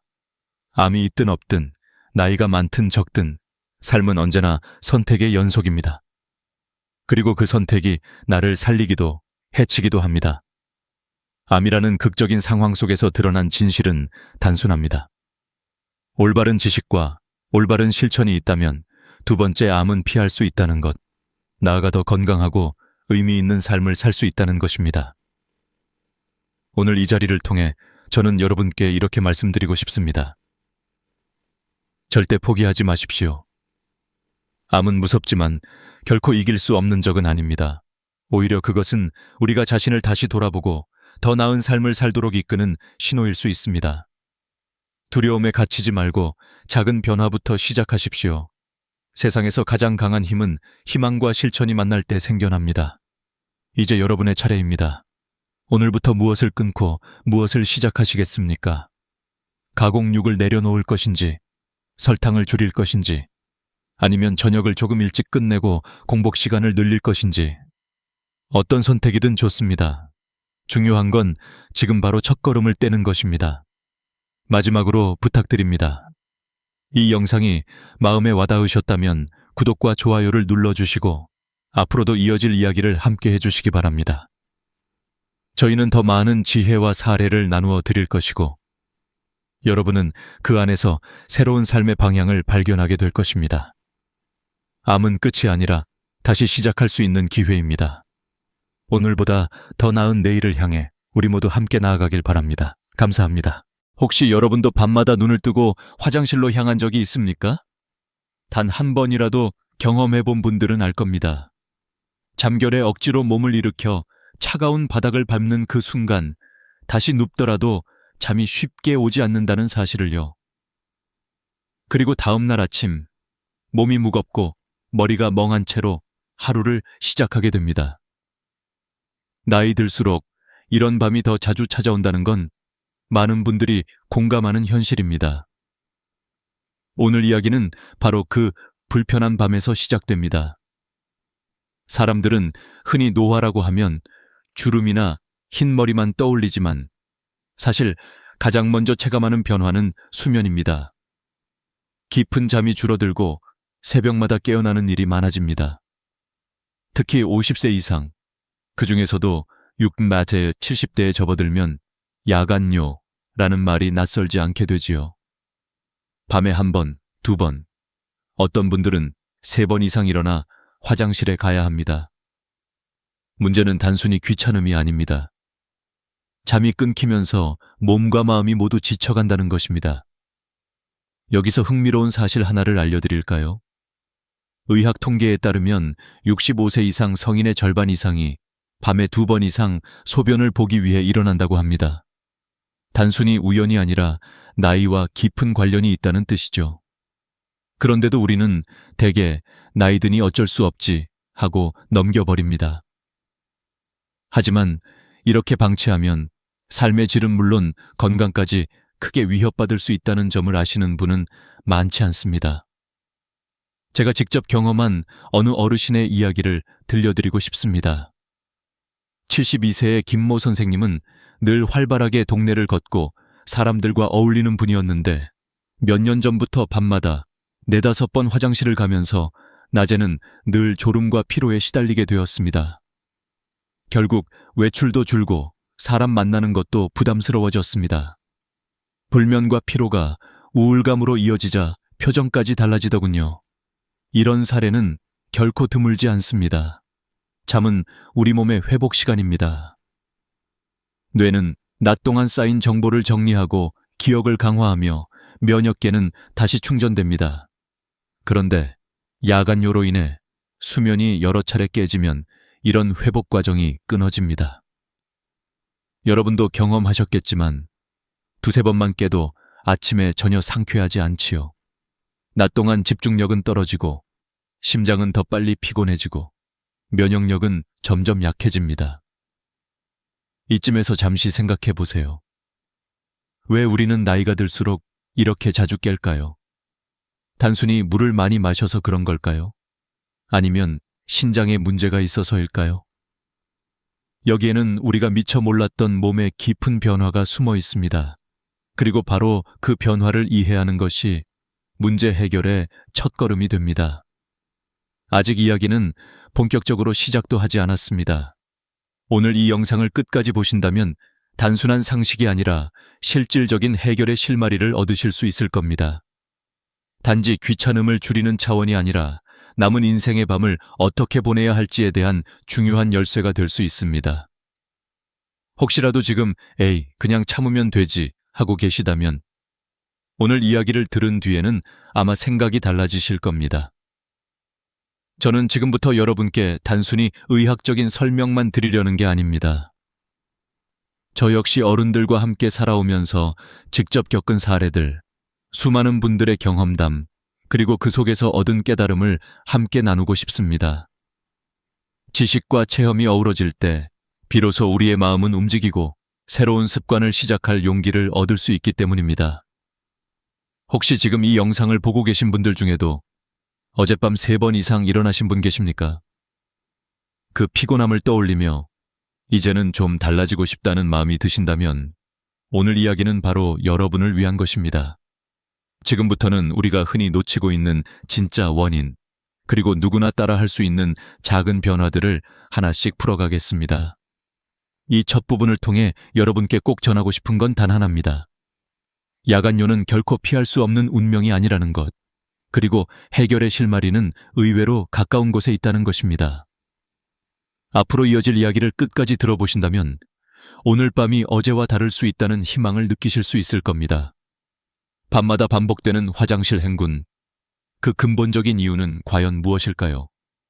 많은 분들이 단순히 물을 많이 마셔서 그렇다고 생각하지만 의학적으로는 전혀 다른 이유가 숨어 있습니다. 이 부분을 이해하지 못하면 아무리 생활 습관을 바꾸고 약을 먹어도 근본적인 해결이 어렵습니다. 그래서 지금부터는 우리 몸 안에서 일어나는 변화를 차근차근 들여다보겠습니다. 첫 번째 이유는 바로 호르몬의 변화입니다. 우리 몸에는 바소프레신이라고 불리는 항인효 호르몬이 있습니다. 이 호르몬은 신장에서 수분을 다시 흡수해 소변량을 줄여주는 역할을 합니다. 특히 밤에 많이 분비되어 우리가 자는 동안 소변이 과도하게 만들어지지 않도록 조절해줍니다. 덕분에 젊을 때는 밤새 화장실에 가지 않고 푹 잘 수 있었던 겁니다. 하지만 나이가 들면서 바소프레신 분비량이 줄어들기 시작합니다. 결과적으로 낮과 밤의 소변량 차이가 줄어들고 밤에도 계속 방광이 차올라 우리를 깨우게 됩니다. 두 번째 이유는 방광 자체의 변화입니다. 방광은 고무풍선처럼 늘어났다 줄어들며 소변을 저장합니다. 젊을 때는 탄력이 좋아 많은 양을 버틸 수 있습니다. 하지만 나이가 들면 방광 근육의 탄력이 떨어지고 벽이 두꺼워지거나 섬유화되면서 저장할 수 있는 용량이 줄어듭니다. 게다가 신경이 예민해져 소변이 조금만 차도 강한 요일을 느끼게 됩니다. 마치 바람이 덜 들어간 풍선이 작은 압력에도 쉽게 찢어지는 것처럼요. 그래서 낮보다 밤에 더 자주, 더 강하게 화장실 신호를 느끼게 되는 겁니다. 세 번째 이유는 체액, 재분배 현상입니다. 낮 동안에는 우리가 서 있거나 앉아 있기 때문에 중력의 영향으로 혈액과 체액이 다리 쪽에 많이 모입니다. 그래서 종아리나 발이 붓는 경험을 하시는 분도 많지요. 그런데 밤에 누우면 다리에 고여있던 체액이 다시 전신으로, 특히 신장으로 이동합니다. 갑자기 많은 양의 체액이 신장에 몰리면서 소변이 더 많이 생성되고 결국 밤새 화장실을 가게 되는 것입니다. 여기에 더해 남성과 여성에게는 각기 다른 추가 요인들이 있습니다. 남성의 경우 나이가 들수록 전립선 비대증이 흔하게 나타납니다. 전립선이 커지면 요도가 눌리면서 방광이 자주 수축하고 결과적으로 잦은 배뇨를 유발합니다. 여성은 폐경 이후 여성 호르몬 감소로 방광과 요도의 점막이 약해지고 방광 근육의 기능도 떨어져 요일을 더 자주 느끼게 됩니다. 즉, 성별에 따라 원인은 다르지만 공통적으로는 나이가 들며 몸이 변한다는 사실이 핵심입니다. 이쯤에서 의학 연구 한 가지를 소개해드리겠습니다. 국내 한 대학병원 연구팀은 60세 이상 남녀 500명을 대상으로 조사했는데 야간뇨가 있는 그룹은 없는 그룹에 비해 수면 효율이 30% 낮고 낮 동안 졸음 점수는 2배 이상 높게 나타났다고 합니다. 더 중요한 건 단순히 불편함에서 끝나지 않는다는 겁니다. 수면이 자주 끊기면 뇌의 기억력과 집중력이 저하되고 면역 체계가 약해져 감염이나 만성질환에 더 취약해집니다. 이 모든 원인들이 복합적으로 작용하면서 우리는 나이 들면 당연히 밤에 깨는구나 라고 여기게 되지만 사실은 그렇지 않습니다. 원인을 제대로 알면 대처할 방법도 보입니다. 예를 들어 단순히 저녁물을 줄이는 것으로는 해결되지 않습니다. 오히려 탈수를 불러와 혈압이나 신장 기능에 악영향을 줄 수 있지요. 중요한 건 몸속 변화의 원인을 정확히 이해하고 그에 맞는 생활 습관을 찾는 것입니다. 여러분, 여기서 잠깐 생각해 보세요. 우리가 늙어간다는 건 단순히 주름이 늘고 머리가 휘어지는 게 아닙니다. 몸 안의 호르몬, 장기, 체액 흐름까지 모두 달라집니다. 이런 변화를 모르고 그냥 참고만 산다면 불편함은 커지고 건강은 점점 더 멀어질 수밖에 없습니다. 하지만 반대로 원인을 알면 단순히 약에 의존하지 않고도 삶의 질을 바꿀 작은 실천을 발견할 수 있습니다. 앞으로 이어질 이야기는 바로 이 원인을 바탕으로 어떻게 하면 편안한 밤을 되찾을 수 있는지에 대한 구체적인 해법으로 넘어갑니다. 여러분이 지금까지 몰랐던, 그러나 누구나 쉽게 실천할 수 있는 방법을 알게 된다면 오늘 이 시간이 결코 헛되지 않을 겁니다. 그리고 그 첫 번째 열쇠는 아마 여러분의 주방 어디엔가 이미 놓여 있을지도 모릅니다. 지금까지는 왜 밤마다 화장실을 자주 가게 되는지 몸속의 변화를 하나하나 살펴봤습니다. 그렇다면 이런 변화가 우리 삶에 어떤 결과를 가져오는지 진지하게 생각해 볼 차례입니다. 많은 분들이 좀 귀찮고 잠이 끊기니 불편하다 정도로만 여깁니다. 그러나 의학적으로 보면 야간뇨는 단순한 생활 불편을 넘어선 심각한 건강 위협 요소입니다. 첫째, 수면의 질이 무너집니다. 수면은 양보다 질이 더 중요합니다.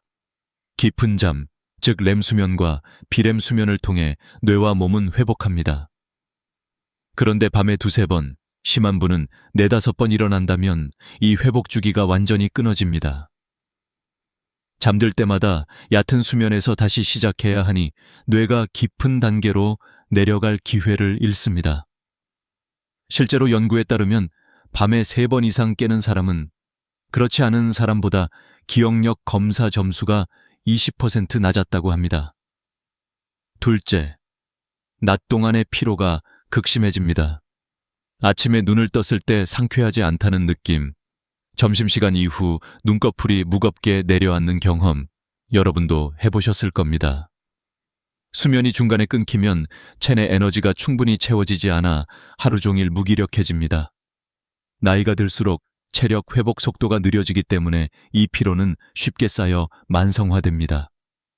결국 활동량이 줄고 활동이 줄면 다시 밤에 수면이 더 불안정해지는 악순환에 빠지게 됩니다. 셋째, 사고 위험이 커집니다. 야간뇨로 인해 어두운 밤에 여러 번 일어나면서 낙상 위험이 급격히 올라갑니다. 실제로 국내 노인병원 응급실 통계에 따르면 밤에 화장실을 가다 넘어져 다치는 비율이 전체 노인 낙상의 30% 이상을 차지한다고 합니다. 골반이나 대퇴골 골절은 회복이 어렵고 노인의 삶을 송두리째 바꿔놓을 수 있는 심각한 결과로 이어집니다. 한번 넘어져 수술을 받으면 그 후로는 걷는 것 자체가 두려워져 활동 방향이 크게 줄어듭니다. 넷째, 정신 건강에도 적신호가 켜집니다. 잠이 부족하면 뇌의 신경 전달 물질 균형이 깨져 우울감과 불안을 더 쉽게 느끼게 됩니다. 실제로 우울증 환자의 절반 이상은 수면 장애를 동반한다고 알려져 있습니다. 반대로 야간요가 심한 분들도 우울감과 짜증, 무기력함을 호소하는 경우가 많습니다. 밤마다 제대로 자지 못하니 사는 게 힘들다라는 말, 생각보다 많은 어르신들이 하십니다. 다섯째, 장기적인 건강 악화로 이어집니다. 수면이 부족하면 면역력이 떨어져 감기에 잘 걸리고 고혈압, 당뇨, 심장질환 같은 만성질환의 위험도 높아집니다. 한 해외 연구에서는 야간요가 있는 고령자 그룹이 그렇지 않은 그룹보다 5년 내 심혈관 질환 발병률이 1.5배 높게 나타났습니다.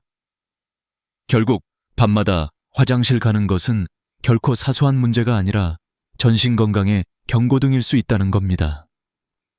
저는 실제로 한 노부부를 인터뷰한 적이 있습니다. 남편은 전립선 문제로 밤마다 5번 이상 깼고 아내는 그때마다 함께 깨서 간호하느라 피곤했습니다. 결국 두 분 모두 낮에 늘 지쳐있고 대화도 줄고 생활 만족도가 크게 떨어졌습니다. 그분이 하신 말씀이 아직도 기억납니다. 우리가 함께 늙어가는데 잠을 잘 못 자니까 같이 웃는 시간이 줄어드는 게 가장 힘들다. 단순히 한 사람의 문제가 아니라 가족 전체의 행복에도 영향을 미친다는 점, 우리는 잊지 말아야 합니다. 이쯤 되면 질문이 생깁니다. 그렇다면 이런 심각한 문제를 어떻게 풀 수 있을까? 약을 먹으면 될까? 병원에만 의존해야 할까? 물론 의료적 도움도 필요하지만 우리가 스스로 바꿀 수 있는 습관과 선택이 있습니다. 바로 그 부분에서 의외의 열쇠가 등장합니다. 흔히 간식으로만 생각했던 한 과일이 사실은 우리의 밤을 되살려줄 수 있는 힘을 가지고 있습니다. 앞으로 이어질 이야기는 여러분께 조금 놀랍고 동시에 희망적인 전환점이 될 것입니다. 자, 이제 본격적인 해법의 문을 열 시간입니다. 지금까지는 왜 나이가 들수록 밤에 자주 깨는지, 그리고 그것이 얼마나 심각한 문제인지 살펴보았습니다. 그렇다면 여기서 중요한 질문은 이것입니다. 과연 이 불편을 줄이고 다시 숙면을 되찾을 수 있는 방법이 있을까? 의외로 답은 멀리 있지 않습니다. 바로 여러분의 부엌, 흔히 바구니 속에 들어있는 노란 과일, 바나나입니다. 바나나는 단순한 간식이 아닙니다. 사실 그 속에는 우리 몸이 편안하게 잠들 수 있도록 돕는 영양소들이 가득 담겨 있습니다. 첫 번째로 눈여겨볼 것은 칼륨과 마그네슘입니다. 칼륨은 세포의 전해질 균형을 유지해 근육과 신경의 흥분을 조절합니다. 마그네슘은 근육을 이완시키고 신경계를 안정시켜 자연의 진정제라고 불립니다. 방광 근육이 과도하게 긴장하면 소변을 충분히 저장하지 못해 조금만 차도 요일을 느끼게 되는데 이 두 가지 미네랄은 그 긴장을 완화해 방광을 더 안정적으로 만들어줍니다. 실제로 일본의 한 연구에서는 마그네슘 섭취가 배뇨 횟수를 줄이고 수면 시간을 늘리는데 긍정적인 효과를 보였다고 보고했습니다. 둘째, 바나나는 소화에 큰 부담을 주지 않습니다. 밤에 수박이나 참외처럼 수분 많은 과일을 먹으면 소변이 늘어나기 쉽습니다. 하지만 바나나는 수분 함량이 적당하고 소화 흡수가 원활해 방광에 불필요한 부담을 주지 않습니다. 오히려 적당한 당분과 식이섬유가 몸의 에너지를 부드럽게 공급하며 안정감을 줍니다. 셋째, 바나나에는 트립토판이라는 아미노산이 풍부합니다. 이 성분은 우리 몸에서 세로토닌과 멜라토닌으로 전환됩니다. 세로토닌은 흔히 행복 호르몬이라고 불리며 기분을 안정시켜줍니다. 멜라토닌은 수면 호르몬으로 알려져 우리 몸의 생체 리듬을 조절하고 깊은 잠을 유도합니다. 나이가 들수록 바소프레신 호르몬이 줄어드는 문제를 바나나 속 트립토판이 간접적으로 보완해주는 셈입니다. 실제 임상시험에서도 바나나를 포함한 트립토판 풍부 식품을 섭취한 그룹이 그렇지 않은 그룹보다 수면 시간이 길고 중간에 깨는 횟수가 줄었다는 결과가 있습니다. 넷째, 심장과 신경계에도 도움을 줍니다. 바나나는 혈압을 조절하는 데 중요한 역할을 하며 심장의 박동을 안정시켜줍니다. 심장이 편안해야 숙면도 가능합니다. 더 나아가 스트레스 호르몬인 코르티솔 수치를 낮추는 데도 기여해 긴장된 마음을 풀어줍니다. 어르신들이 밤마다 느끼는 불안과 초조함을 달래는데 안성맞춤인 과일이라는 말이지요. 그렇다면 언제, 어떻게 먹어야 가장 효과적일까요? 바로 오후 5시에서 6시 사이가 황금 시간입니다. 이 시간대에 먹으면 소화와 흡수 과정을 거쳐 트립토판이 세로토닌과 멜라토닌으로 변환되는데 딱 맞는 시간이 주어집니다. 그래서 밤 9시 심시, 잠자리에 드는 시점에 멜라토닌 수치가 충분히 올라 깊은 잠을 유도할 수 있습니다. 만약 너무 늦게 먹으면 소화가 끝나지 않아 위에 부담을 주거나 혈당이 갑자기 올라 오히려 숙면을 방해할 수 있습니다. 섭취량은 중간 크기의 잘 익은 바나나 1개 정도가 적당합니다. 덜 익은 바나나는 떫은 맛을 내는 탄닌 성분과 소화하기 어려운 저항성 전분이 많아 위장에 부담을 줄 수 있습니다. 반면 잘 익은 바나나는 당분과 영양소가 활성화되어 흡수가 잘 되지요. 당뇨가 있는 분들은 반드시 전문가와 상의해 섭취량을 조절하는 것이 좋습니다. 또 하나의 팁은 바나나를 단독으로 섭취하는 것입니다. 우유와 함께 먹는 습관이 있는 분들이 많지만 일부 연구에서는 칼슘이 트립토판 흡수를 방해할 수 있다고 보고했습니다. 게다가 어떤 분들에게는 소화 불량이나 더부룩함을 유발할 수도 있습니다. 대신 아몬드 같은 견과류를 소량 곁들이는 건 좋은 방법입니다.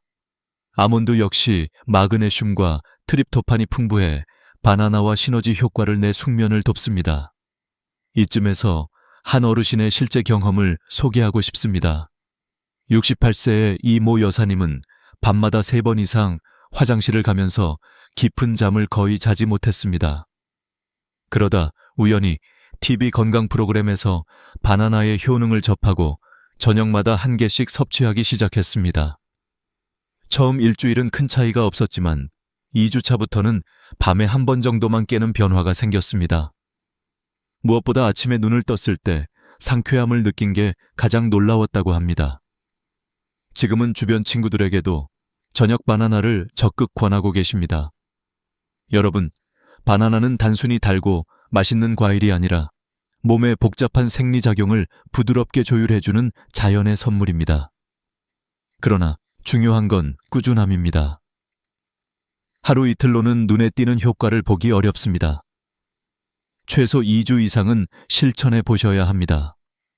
그렇게 1달 정도 지나면 어느 순간 밤이 달라졌다는 걸 직접 체감하시게 될 겁니다. 여기까지 들으셨다면 아마도 마음속에 작은 희망이 싹 트셨을 겁니다. 하지만 아직 끝이 아닙니다. 바나나라는 열쇠를 제대로 활용하려면 생활 속의 몇 가지 습관까지 함께 바꿔야 진정한 효과를 볼 수 있습니다. 이제 이어질 이야기는 실제 경험담과 생활 습관 조절을 통해 더욱 현실적인 해답을 드리게 될 것입니다. 이제 우리는 바나나의 과학적 효능을 살펴보았습니다. 그러나 단순히 영양소의 설명만으로는 충분하지 않습니다. 실제 삶 속에서 어떤 변화가 일어났는지, 또 어떤 습관이 함께 바뀌었을 때 더 큰 효과가 있었는지를 확인해야 비로소 믿음이 생기지요. 그래서 지금부터는 실제 경험과 생활 속 지혜를 바탕으로 이야기를 이어가겠습니다. 먼저 제 지인의 이야기를 들려드리고 싶습니다. 74세 남성인 박모 어르신은 은퇴 후 시골에서 생활하시며 농사일을 도우셨습니다. 건강에는 자신이 있었지만 몇 년 전부터 밤마다 3번 이상 일어나 화장실을 가는 바람에 늘 피곤에 시달리셨습니다. 처음에는 나이 드니 당연하지라며 참고 지내셨지만 어느 날 밤 화장실 가다 넘어져 크게 다칠 뻔한 일을 겪고 나서부터는 불안감이 커졌습니다. 이후 저녁마다 바나나 1개와 아몬드 몇 알을 습관적으로 드시기 시작했는데 한 달 정도 지나자 밤에 깨는 횟수가 2번 이하로 줄었습니다. 무엇보다 아침에 일어나자마자 텃밭으로 걸어 나갈 힘이 생겼다고 말씀하시더군요. 이 사례는 단순히 바나나 덕분만은 아닙니다. 어르신은 동시에 저녁 식단을 크게 바꾸셨습니다. 예전에는 짭짤한 젓갈이나 매운 찌개를 즐기셨는데 밤에 갈증이 심해져 물을 많이 마시다 보니 야간뇨가 더 심해졌던 겁니다. 그래서 저녁에는 담백한 국과 나물, 구운 생선 위주로 바꾸고 수분 섭취는 주로 낮에 하셨습니다. 이런 변화가 바나나와 함께 시너지 효과를 내면서 큰 개선을 가져온 것이지요. 의학적인 수치로도 확인해 볼까요?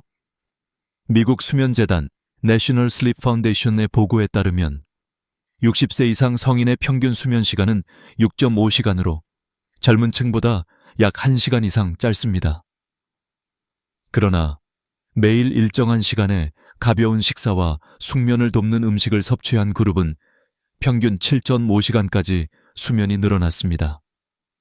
이는 단순히 잘 잤다는 느낌을 넘어서 면역력, 기억력, 집중력이 눈에 띄게 개선되는 결과로 이어졌습니다. 저는 또 다른 한 여성의 경험담을 기억합니다. 69세의 최모 여사님은 폐경 이후부터 수면 장애가 심해져 늘 피곤을 호소하셨습니다. 밤마다 2-3번 화장실을 가는 것도 문제였지만 다시 잠드는데 30분 이상 걸리는 게 더 힘들다고 하셨습니다. 그러던 중 바나나 섭취와 함께 저녁 산책을 시작하셨습니다. 매일 20분 정도 가볍게 걷고 돌아와서 바나나 1개를 드셨습니다. 그 결과 2달이 채 안 되어 밤에 한 번만 깨는 수준으로 바뀌었습니다. 무엇보다 표정이 밝아지고 손주들과 뛰어노는 시간이 늘어났습니다. 그녀는 말했습니다. 나는 늙었어도 다시 웃을 수 있다는 걸 바나나와 산책이 알려줬다. 여기서 중요한 교훈이 있습니다. 어떤 해결책이든 단일한 요소만으로는 한계가 있다는 것입니다. 바나나가 강력한 도구임은 분명하지만 생활 습관과 함께할 때 비로소 진정한 효과를 발휘합니다. 저녁 늦게 과일을 과도하게 먹거나 카페인 음료를 즐기면서 바나나만 의지한다면 만족스러운 변화를 기대하기 어렵습니다. 반대로 적절한 시간에 바나나를 먹고 저녁은 가볍게, 수분은 낮에 충분히 섭취하며 잠들기 전에는 마음을 차분히 가라앉히는 습관까지 더한다면 야간뇨는 충분히 완화될 수 있습니다. 또 하나 눈여겨볼 점은 꾸준함입니다. 많은 분들이 며칠 시도하다가 별 효과 없네 하고 포기합니다. 그러나 몸은 시간을 필요로 합니다. 바나나 속 트립토판이 세로토닌과 멜라토닌으로 전환되고 신경계가 안정되며 방광 근육이 회복하는 데에는 최소 2주에서 한 달이 걸립니다. 실제로 장기적인 연구에서도 꾸준히 4주 이상 실천한 사람에게서 수면의 질이 뚜렷하게 개선되었습니다. 마지막으로 경험담에는 늘 개인차가 있다는 것도 잊지 말아야 합니다. 어떤 분은 2주 만에 큰 변화를 느끼지만 어떤 분은 몇 달이 지나야 차이를 체감합니다. 그래서 중요한 건 조급해하지 않고 내 몸을 돌본다는 마음으로 지속하는 것입니다. 여러분, 지금까지의 사례와 수치들을 통해 확신이 생기셨을 겁니다.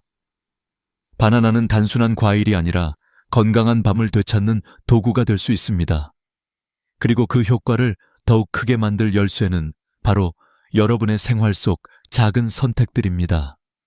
이제 마지막으로 남은 건 이 모든 이야기를 정리하고 앞으로 어떻게 살아야 할지에 대한 분명한 교훈입니다.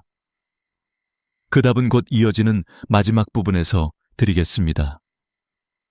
지금까지 우리는 야간뇨의 원인, 그것이 삶에 미치는 파급 효과, 그리고 바나나라는 의외의 해답을 하나씩 살펴보았습니다.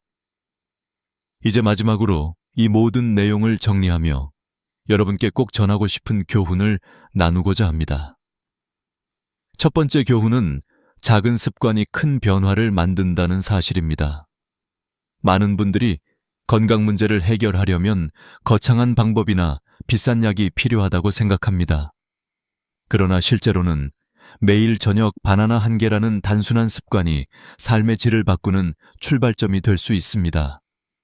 단순히 과일 하나를 먹는 것이 아니라 그것을 통해 수면의 질이 달라지고 낮에 활력이 돌아오며 웃음이 다시 피어나는 겁니다. 두 번째 교훈은 꾸준함의 힘입니다. 어떤 변화든 하루아침에 나타나지 않습니다. 2주, 4주, 때로는 몇 달의 시간이 필요합니다. 하지만 포기하지 않고 이어간다면 몸은 반드시 반응합니다. 바나나와 함께 생활 습관을 조금씩 다듬어 가다 보면 언젠가 밤이 달라졌다는 걸 문득 깨닫게 될 것입니다. 예전엔 3번씩 깨던 내가 이제는 한 번만 일어나네 라는 경험은 결코 멀리 있지 않습니다. 세 번째 교훈은 나 혼자만의 문제가 아니다 라는 점입니다. 야간요는 본인만 괴로운 게 아니라 가족의 삶에도 큰 영향을 줍니다. 배우자와 자녀, 함께 사는 가족들이 매번 함께 깨고 함께 피로를 나눕니다. 그래서 나의 숙면은 곧 가족의 행복과도 직결됩니다. 바나나 하나가 단순히 내 몸만 바꾸는 게 아니라 가족 모두의 하루를 더 밝게 만들 수 있다는 사실을 기억해 주시길 바랍니다. 네 번째 교훈은 예방이 최고의 치료라는 것입니다. 이미 병원 치료가 필요한 단계에 이르기 전에 작은 생활 개선으로도 충분히 문제를 줄일 수 있습니다.